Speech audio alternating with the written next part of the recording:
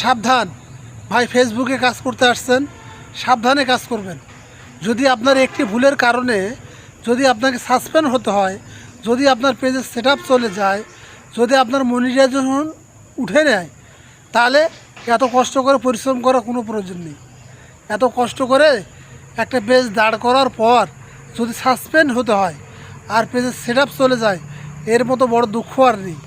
সেজন্য ফেসবুকে যখন আমরা ভিডিও আপলোড করব কিংবা ছবি আপলোড করব, দেখে শুনে করব। নিশ্চয়ই রক্তমাখা কোনো ছবি নয়, রক্তমাখা কোনো ভিডিও নয়, কোনো ছোটো বাচ্চার মানে হাফ প্যান্ট পরা ছবি নয়। ফেসবুকের যে গাইডলাইন নির্দেশনাগুলো আছে, এগুলো যদি আমি মেনে চলতে পারি, তাহলে অবশ্যই আমরা ফেসবুকের কাছে ভালো থাকব। আমাকে নিজেকেও সাসপেন্ড করে রেখেছিল 1 বছর।